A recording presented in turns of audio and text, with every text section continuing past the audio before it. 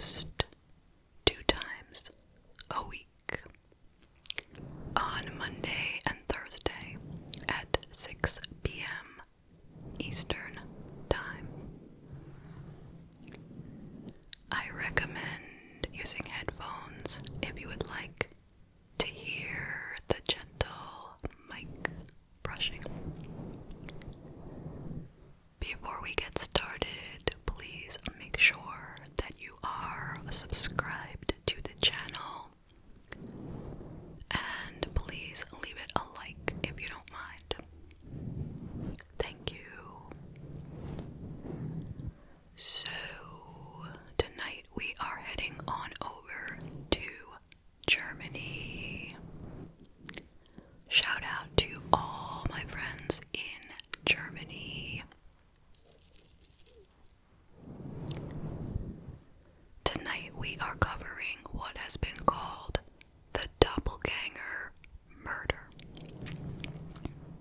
This occurred in August of 2022 in a town called Ingolstadt, Germany. It's in the south of Germany. Now let me stop for a second and define doppelganger, just in case you're not familiar with the word.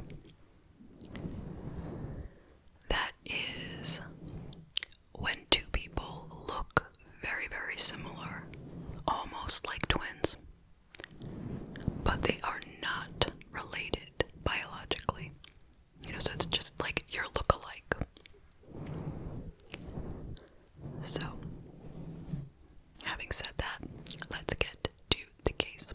And by the way, this might turn out to be a pretty short case, so at the end of the video, I'm gonna add just some mic brushing, just in case you were trying to fall asleep and you are still awake. Alright, so let's get started. Let's talk about a woman by the name of Sharaban K.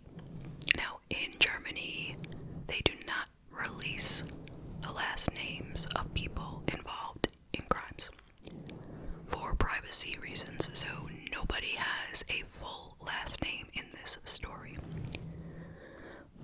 So, Sharaban K, she was 23 years old, and she was living in Ingolstadt. She was of Iraqi descent. She was a beautician working in Munich. Now, in August of 2022, she told her parents that she was heading to Munich to meet with her ex-husband.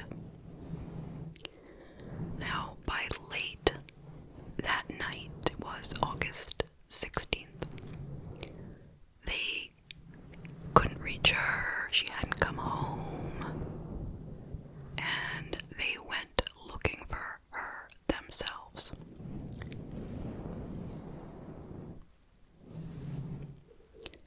And lo and behold, they located her car on a residential street in Ingolstadt, right along the banks of the Danube River.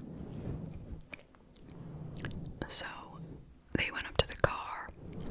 The doors were locked and they didn't have the keys, but all they had to do was look in the window and they saw a deceased woman covered in blood in the back seat of the car. So obviously that is their daughter. She has been killed in her own Mercedes. They call the police. The police come down. They get the doors open. Sure enough, the poor woman has clearly been murdered. She's been stabbed many, many times all over her face and body.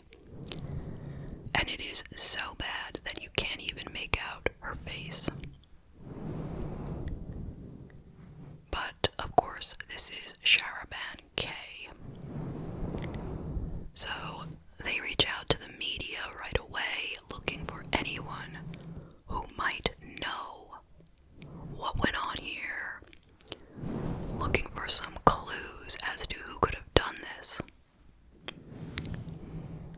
So they start getting calls from people in the area with information, but it wasn't the information that they had hoped for. It wasn't information about who might have killed her. No. It was people saying they had just seen Sharaban. They saw her driving down the street. In fact, she was even seen in a pizza restaurant, and there was CCTV footage of this. So, the police took fingerprints. Originally, they weren't going to do anything. They just assumed that clearly it was Sharaban. I mean, who wouldn't think that? So, but they took the fingerprints, and these fingerprints were not Sharaban's fingerprints that were on file. Now, why they were on file, I have no idea.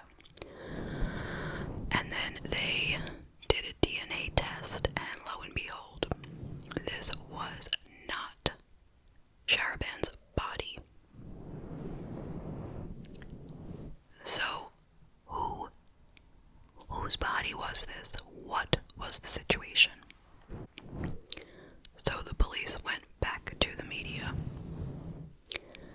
and they told the story to the public, looking for tips on who could this be, who was missing, who had a similar complexion and body size and all, and hair color and all that. So it didn't take long for them to find out that there was a missing woman. She was identified as 23-year-old Khadija O, who was a beauty influencer and blogger. She was a woman of Algerian descent, living in a town called Heilbronn, which was 100 miles from Ingolstadt, where Sharaban lived. But investigators could not find a connection. What brought these two women together? How did they know each other? Clearly they looked very similar.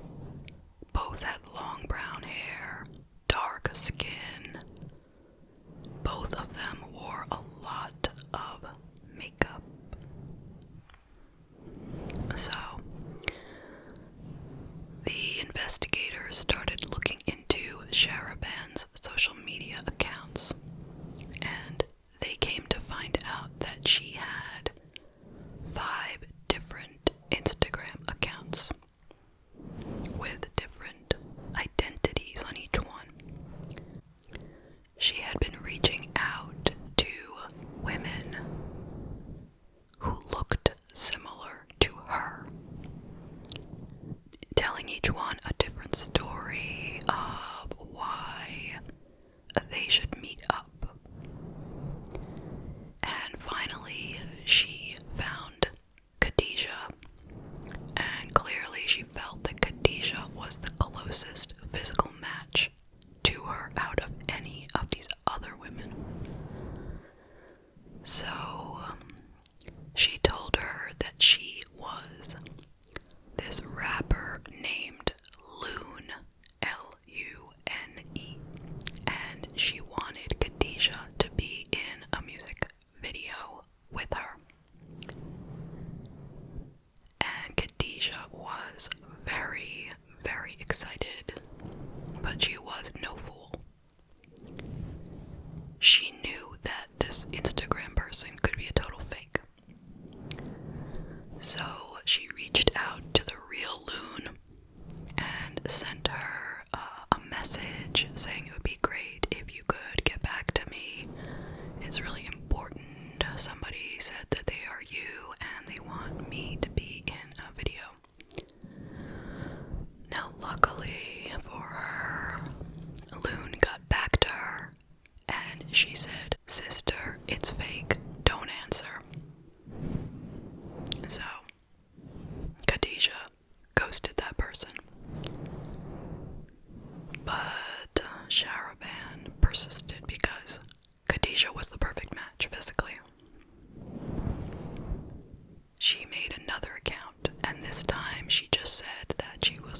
somebody who wanted to give Khadijah a bunch of free makeup samples.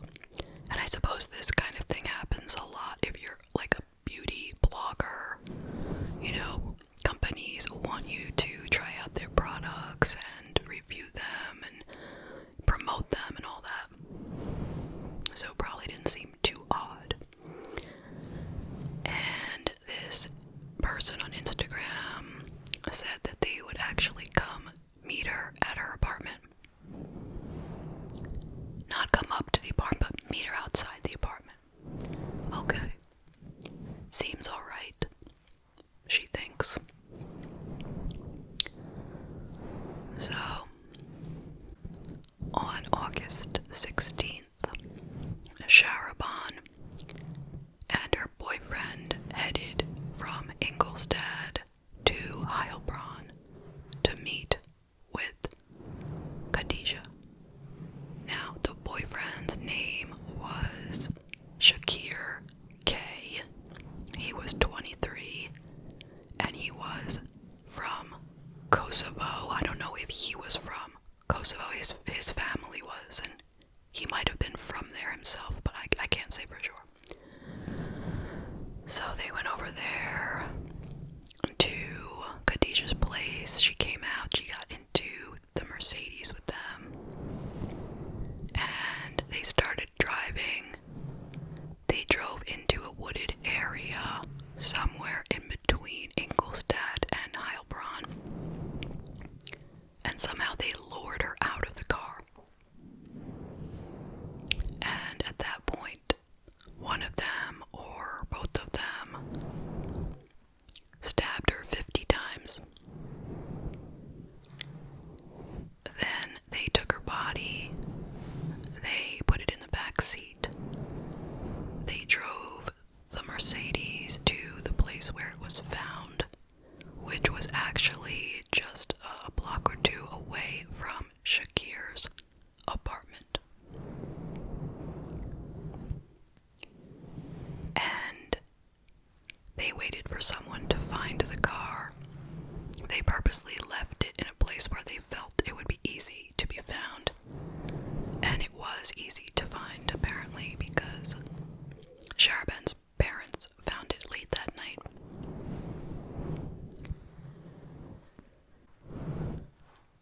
Now, why did Sharaban want to commit this heinous crime, you ask? And the investigators believe that the motive was that she was having some major family disputes, and because of that, she wanted to just disappear, and have nobody go looking for her. She wanted people to think that she was dead, and that they had stabbed her so many times in the face so that nobody could truly recognize her. Now, both of these suspects were tracked down and arrested on suspicion of manslaughter on August 19th, so it was just 3 days after the crime. And Sharaban has not been cooperating with the investigation. She's not giving information, and the case has not been tried as of yet. They haven't found the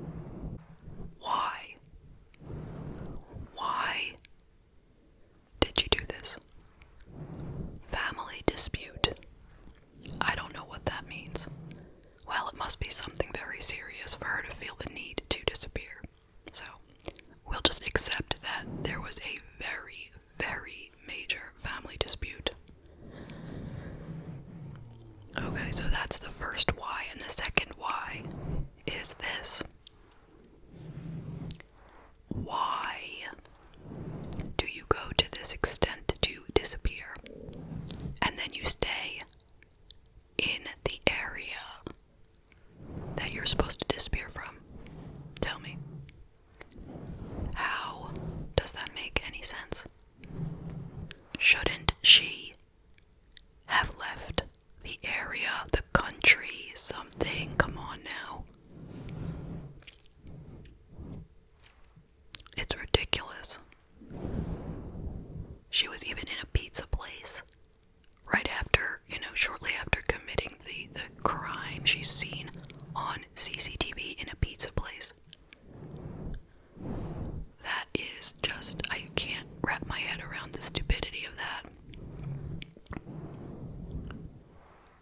I mean, I'm thinking, if you want to disappear, just disappear.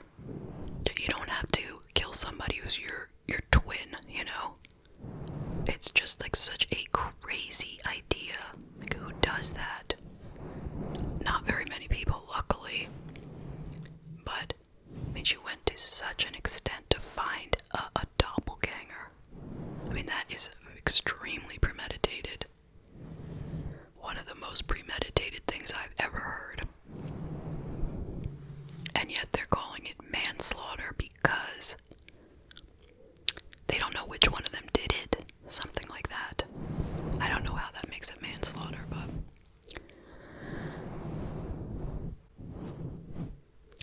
And why leave the car so close to her boyfriend's place? Doesn't that seem strange? I was thinking she should have left the car near to her ex-husband's place, like she had told her parents that she was going to see her ex-husband. I mean, when I first heard it, I'm thinking, everyone will think her ex-husband killed her if she's found over there.